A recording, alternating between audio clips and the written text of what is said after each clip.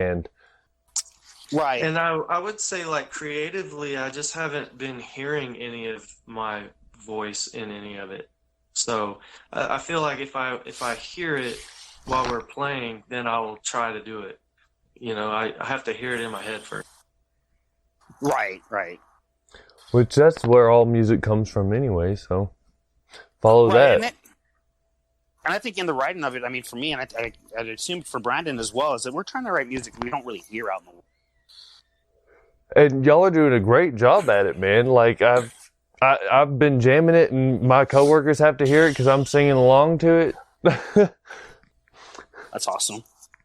Thank you for listening, man.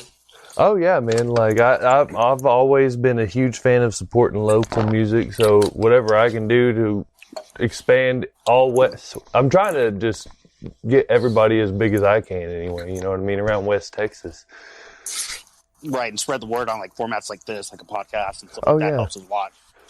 Plus, I get to tell my wife that I'm like working, quote unquote, while I get to shoot the shit about metal. Like, right. So, after the last show I went to, I've been wondering what is y'all's opinion on push moshing or slam dancing? I'm okay with it all as long as everyone's just kind of being hospitable to. Yeah, like not a dick. Right, like if you're not going out there to like hurt people, like crowd killing, that kind of stuff. I'm okay with it. I was always strict about push moshing, but I've recently, I guess because I've gotten old and my bones don't work like they used to, I like slam dancing now. I know that, like, the last time I Hate God came through and played at Jake's, we were, like, even some of us 40-year-olds were getting in the pit, getting hurt after barely moving. But it is very fun to, like, you know, kind of, I guess you would call it slam dance or just, like, really rocking out and bumping into each other. But it's super fun, even at this age, I think. And I love it because it's mutual, man. Like, no one's really there to hurt each other, but they are at the same time. Like, just mutually beating the hell out of each other. Well, I think it's like so you can kind of, you know, feel connected with the people that you're there with, like the camaraderie. A family. Right. Somebody falls down, they get picked back up by everybody at once.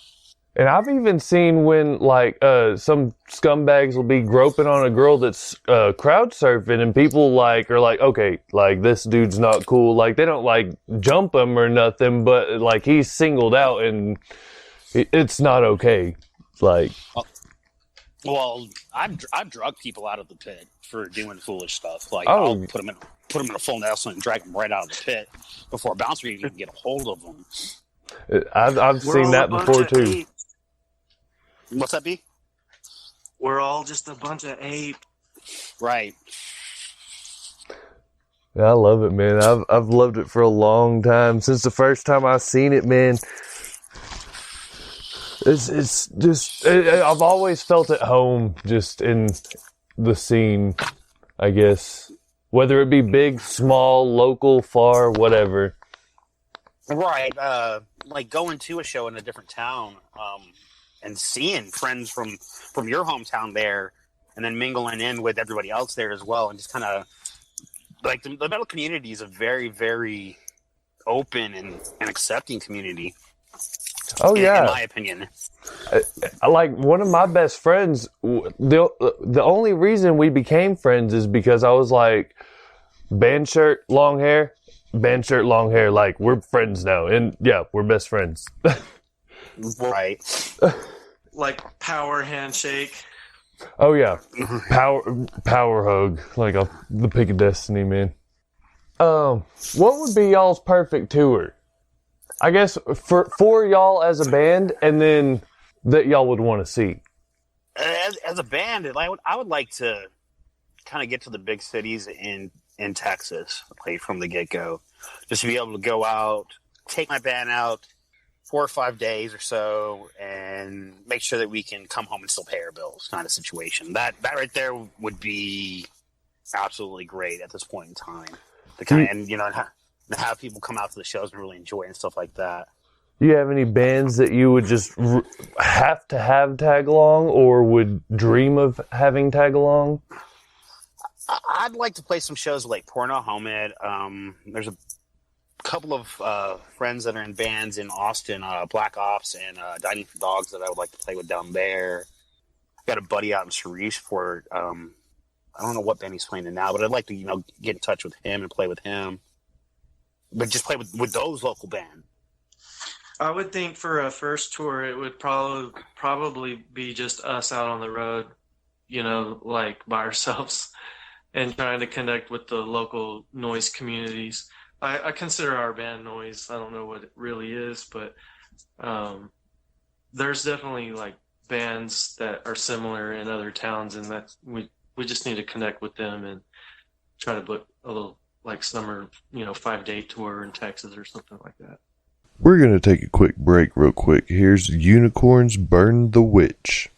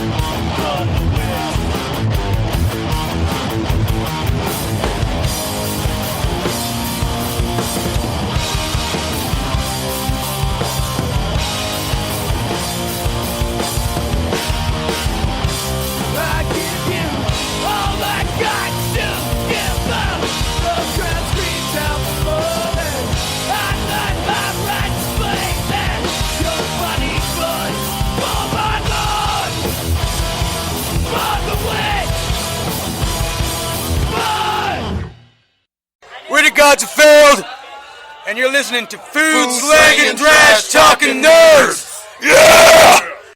As far as, I don't know, a tour package that I'd like to see, I mean, I guess maybe like, do you want the dream package? Yeah, like what would be your dream tour? Like, say, I don't know, 4 or 5 bands, just the perfect summer festival. I'd like to see like Sleep with like Today Is the Day. I would go for Converge, for sure. I like that. They would definitely be on. They would definitely be up there. And Sumac, that's Aaron Turner's band from ISIS. He's ISIS, yeah. Huh. And Sumac's pretty rad.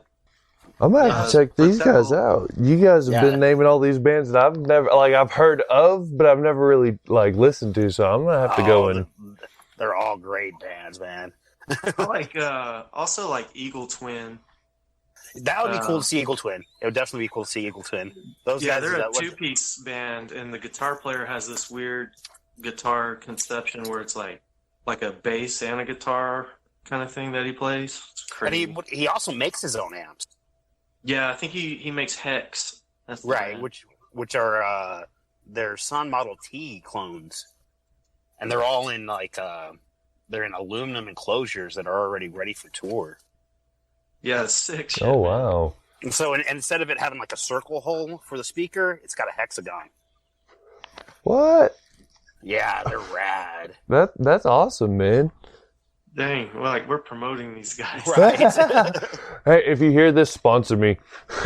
Well, actually, if I was to get anybody to making me some stuff, I want the guys from Worshipper down in Austin, Texas, to make me 3. I want 3 412 1x15 tabs. That would be my dream setup.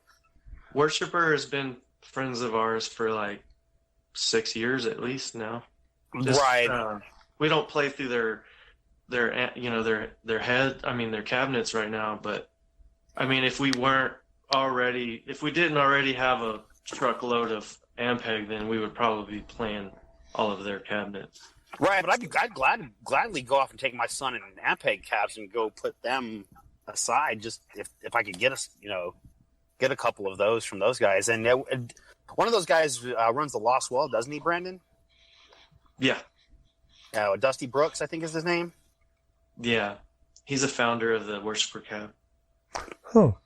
Well, hell, this episode will come out next Monday, so y'all let them know, and maybe they'll listen to this and be like, "Hey, we got a deal for y'all." Well, I don't think they could actually give us any kind of deal because those guys, they make cabs on the side, it's their kind of it's their hobby and passion kind of situation. So I don't know if they'd be able to be like, "Okay, well, we got extra wood that we can just give you." Well, you never know. I'm hoping that David Grohl will hear this and want to be on the show. Love you, David. It's cool, yeah, motherfucker. I can understand that. You never know with the internet nowadays, man. I watch some of the shit I watch, like my daughter watching. She just watches people living their lives, and I've seen these people go from it wasn't a shitty apartment, like a 3-bedroom, 2-bathroom apartment, but now these in a year's time they have mansions just from being on YouTube, living their life. What the hell? Right. You never know what happens on the internet nowadays, so I try to do what I can. If someone hears it, that's fucking awesome.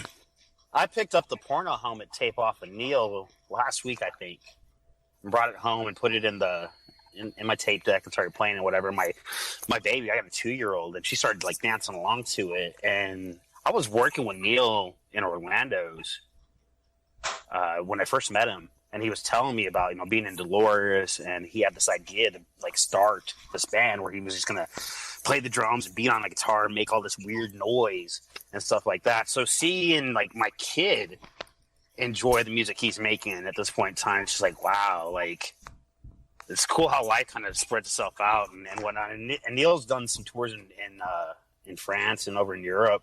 Oh wow! Throughout the years and stuff like that. So I mean, I'm always excited to see my friends kind of get a little bit further along in the situation than we ever would have imagined.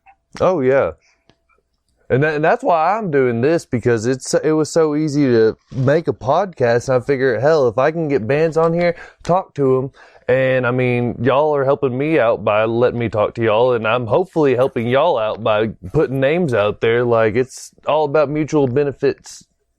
Right, you know what I mean? A symbiotic relationship. Yeah, I mean, it's not like I'm using y'all. I wish the best, and I will be back to check in on y'all, and hopefully y'all are doing just as well as y'all seem to be doing now. Heck yeah, man. And I was going to say, I also do a lot of music videos with Neil. Speaking of Neil from Porno Helmet, we're working on some to come out this year, but I think total we've produced about 4 music videes that are on labels. Yeah, 4 or 5, at least. Oh wow, that's cool, man. That's always pretty cool. Yeah. Didn't you do one of the Primitive Man videos, B? I wasn't involved with the Primitive Man videos, but Neil was. Oh, gotcha. I kind of picked up with Neil after that. I was after those videos. Yeah. Hell, well, I'll talk to Neil and maybe like I can get with him and get y'all back on the show and talk, get all y'all to talk. That'd be cool, man.